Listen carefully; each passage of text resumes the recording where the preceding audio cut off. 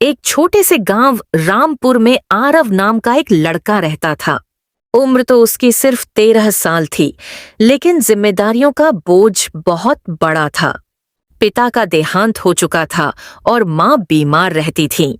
आरव हर सुबह खेतों में मजदूरी करता और दोपहर में गांव की किराना दुकान पर काम करता ताकि घर का खर्च चल सके। माँ, आज दुकान पर बहुत काम था, पर कोई बात नहीं, मैं संभाल लूंगा। बेटा, मैं चाहती हूँ कि तू भी दूसरों के बच्चों की तरह स्कूल जाए, किताबें पढ़े, बड़ा आदमी बने। माँ, जब हालात सुधर जाएंगे तब जाऊंगा, अभी तो रोटी जरूरी है। माँ की आंखों में नमी थी, पर वो जानती थी कि उसका बेटा कितना समझदार है।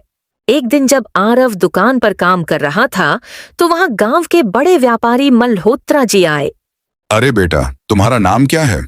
जी, मेरा नाम आरव है। सुना है तुम बहुत मेहनती हो, पढ़ाई करते हो? नहीं साहब, हालात नहीं है। मेहनती हो, ईमानदार भी दिखते हो। अगर मैं तुम्हें मदद करूं तो क्या तुम पढ़ाई करोगे? क्या सच में साहब? पर मैं आपका एहसान कैसे चुकाऊंगा? एहसान नहीं बेटा, ये मेरा फर्ज है। मेहनती बच्चों की मदद करना ही असली कमाई है। कल से तुम मेरे घर आना, मैं तुम्हें कुछ काम दूंगा, लेकिन पहले स्कूल जाना जरूरी होगा। आरव की आंखों में चमक आ गई। वो भागता हुआ घर पहुंचा। माँ, माँ, सुनो ना, मुझे बहुत बड़ी खबर देनी है। क्या हुआ बेटा, इतना खुश क्यों है?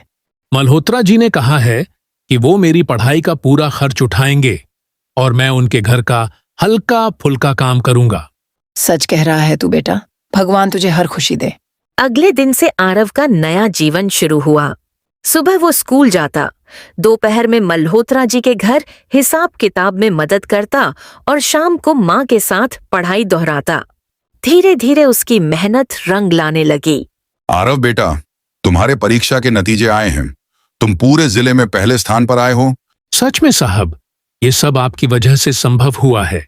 नहीं बेटा, ये सब तेरी मेहनत का फल है। वो दिन आरव और उसकी माँ के लिए सबसे खुशियों भरा दिन था। आज आरव सिर्फ अपने गांव का नहीं, बल्कि कई बच्चों का प्रेरणा स्रोत बन चुका था।